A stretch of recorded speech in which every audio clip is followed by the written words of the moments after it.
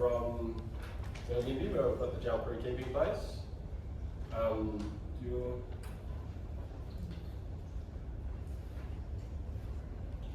Good afternoon, everyone. I would like to introduce Max Moon.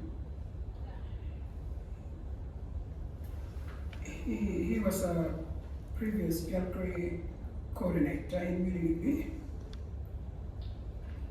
Art and Cultural Center. He helped to establish the keeping place in Milingimbi Art Center. He was working closely with artists and connecting them with their artworks. He also worked with the senior men to deal with men's business and protect the restricted artifacts. Those men initiated him in Yoruba law to make sure he is trained in Yoruba ways and can work safely and respectfully with them. And now, Hetty over there, she's working with me in Djalkiri keeping place in Milingimbi Art Center.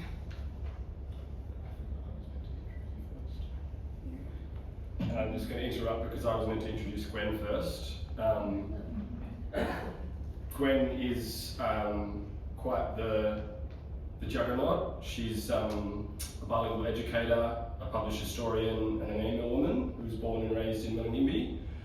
She's worked at the school in Milingimbi and head up the literacy production centre for about 40 years. And a couple of years ago when she retired, we were very, very happy that she started to wander into the keeping place and kind of scratch your itch for all things old and historical and cultural. She works out at the keeping place as one of our lead researchers and documenters. She does a lot of translating and transcription work for the manifold work that happens at the Art Centre in the keeping place, and is a program facilitator and a community liaison. And she works mostly with the historical photographs rather than some of the artworks. Now, I'll be talking about the purpose of Djalkiri. Djalkiri means footstep or foundation. The knowledge there left by the ancestors that should be followed into the future. The deeper meaning of the word Djalkiri tells us to keep our foundation alive and strong in the community. All Yoruba have their own Djalkiri, their law, language and songlines and stories. A lot of these things have been recorded and taken away from them. Djalkiri keeping place. Djalkiri is the safe place in Milingimbi to store the materials that were taken away, and we want them to be put back into the community. It is for all the clans to come and access their foundations so they can pass it down to the next generation. Djalkiri keeping place works with museum and galleries to bring our foundations back, those historical photos and images of the artworks. It is very important to have your place that can sit in the middle, in between our community and the big museums and institutions. We are like a local channel that can understand and help both sides. We especially help the museum and gallery see and hear properly when they come to Milingimbi. We can share with them our hopes or dreams or even worries, so they can think about that too. Djalkiri can help make sure that these works are with the museum and galleries in supporting our vision, not just their ideas.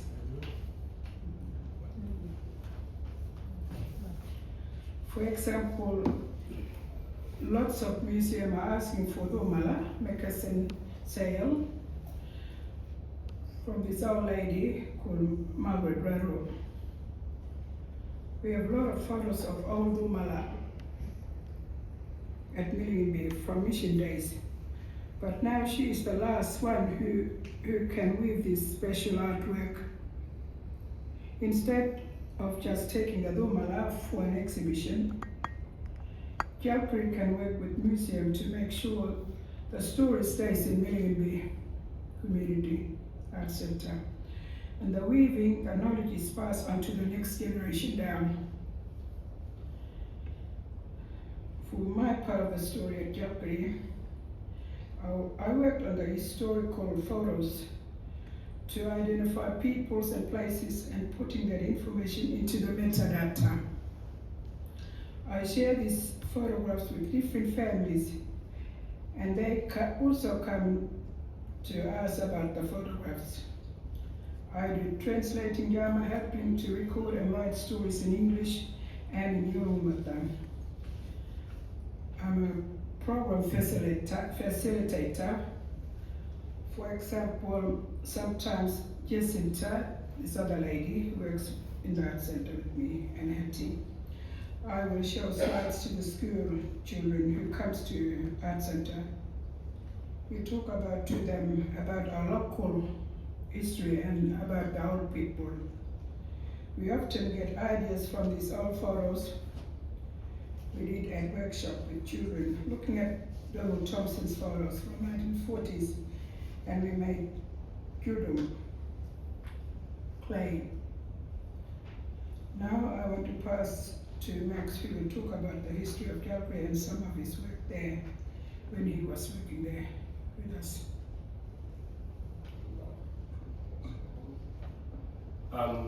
And so I just wanted to kind of continue on from Gwen a bit, touch on some of the themes that she mentioned, and I guess also as Gwen came maybe 2 or 3 years after the Keeping Place had started to do its work. So I guess starting at the start, the Keeping Place has emerged out of a lot of long-term collections work that was happening in Milingimbi for the last kind of probably 10 or 15 years, that was led by the board of directors and especially our previous chairperson Ruth Namakara, and also a lot of work by the previous managers Chris and Rosie, who do work with the University of Melbourne also. I guess it emerged from kind of a desire to awareness of this material that has left Milingimbi over the last 100 years, realising that these collections exist and having this material back in some way, having that back in Milingimbi, those old artworks. And so the Keeping Place kind of emerged out of that and has started, I guess, a process of digital cultural return. We see the dream is to have a beautiful museum or physical keeping place that we can bring back images, the objects, but until we have the resources for that, the digital repatriation and digital images of this material has been an amazing placeholder. So in the last kind of 4 or 5 years, the return element has brought back over 30,000 images of historical photographs, artworks, recordings, all of the cultural documented past that's been taken. And then there's the element of reconnecting, so outreach and I guess programs both within the broader community, working with ranger groups, learning our country. Gwen does a lot of stuff with the school and the kids there. And then obviously with the artists. So the thing about the Keeping Place is it's embedded within the art centre. And so the Keeping Place has now kind of established itself within the art making and cultural practices of the art centre itself. And one of the key things that's probably most relevant in this room is the response. So the Keeping Place as a place where we can not only return updated, edited information, so a lot of the documentation that people like like Gwen do of identifying people and places and putting artwork stories, but also the advocacy work and relationship building with these such important partners in museums and galleries and libraries and archives. And I guess maybe just a quick note on Milingimbi too, for those who don't know. It was the first mission in kind of Yolngu Arnhem land, set up in 1923, and especially in that first kind of 30 or 50 year period, it was really the epicenter for whether it was anthropologists and cultural research or government attention, collectors, and so there's a huge volume of material that has left Milingimbi over that 100 years. Also, it was a big Macassan trade place and site, lots of camps. It was a World War II base, and I guess kind of lots of historical value in both the Yolngu and Abala sense.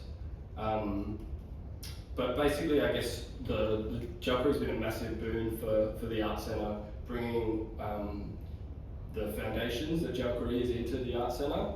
And we've seen more artists, more artworks, a greater diversity of clan representation in those artists and artworks, and a lot of feedback that the works being produced are of not just higher financial value, being able to demand higher prices, but a higher cultural value. A lot of our community feedback is that these works are more powerful, more important, and more relevant from a local point of view.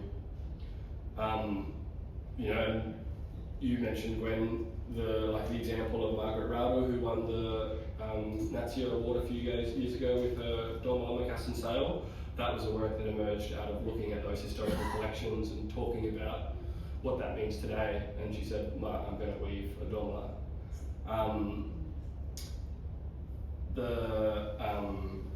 Many other great, institutional partnerships with institutions. So kind of co-exhibitions we did a beautiful one with Archaeology New South Wales a few years ago with their Milingimbi collection there. The Living Legacies project that we're here for today obviously is emerging out of that collections focus, and I think that overwhelming sense, definitely that I've had in Milingimbi, is of looking to the past to move into the future, and bringing the old into the new, and really in that sense that the old kind of is the new in that way. We've found, I think, from my point of view, I was working closely with the artists, so people like Mugala and Jason, who would come in and look at these historical artworks as a part of their contemporary art practice and commercial art practice, and the shift from being something that was seen as drama and work to something that was, the collections provided a space that was more reflective and thinking about the legacy of seeing works by their father and their grandparents in these collections and going, this work I make today might be in a collection tomorrow. Who am I doing it for? Why am I doing it? What are the stories that we telling? What stories do we want to tell? And I think bringing that Djalkiri space into the Art Centre has prompted people to start asking some of those questions. I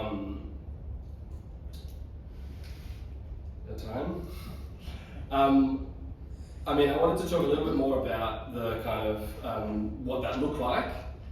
Obviously, the searching for the collections, the actual digital repatriation, setting up the storage systems, the backing up, the safe storage. We did a lot of access work, so also building on the work from old man Dr. Joe Gundala, building on his collection access protocols, which we now use still as our foundation for our restriction process, but that's significant and ongoing, ever-evolving work. We ended up building a database, which was maybe a silly idea, because I don't know if you've tried, it's not easy building a database. But we've managed to now build a database that is Yolngu-centric, so its main kind of thing, the concepts in which it was built on were clan, moiety, person, place, and all of those are embedded through Gurutua kinship ideas. And something that's accessible to everyday Yolngu and Milingimbi. Because Kristen's looking at me, it's tapping her watch. It's also been a massive boon for our staff. It's an admin tool and a training tool. New staff can come in and learn from the database instead of bringing in that interview fatigue with all our senior artists, asking them the same question. And I think in that way the way you access information affects the way you understand that information. For someone like me as an outsider, not from this culture, learning these are the questions, the questions that we should be asking, but coming in through a Jung kind of cosmology or worldview of approaching these artworks, kind of almost unconsciously teaches you ways to approach those works and the meanings that they have. I've just got one or two more things, I'll be very quick. I think overwhelmingly, like, the value for Djalkiri is two ways. Is that something we've kind of spoken about? Building knowledge and awareness on the ground in Milingimbi of the collections that are out there and what they mean today for Jung in Milingimbi. But then obviously working with institutions, looking outwards, so acting as an on-the-ground middleman between the art centre and the galleries and museums, providing a space that's, art centre workers that have long, trusting relationships with Jung and the kind of understanding of day-to-day life to be able to mediate and embed, I guess, whether it's your artist or art centre aspirations, embed that into the projects that institutions want to do, and so try and allow a bit of mutual benefit. All right, I'll wind it up now. All right, okay. I'll give it up. All right, thank you everyone. Unless maybe you have a question. Any question? Yes.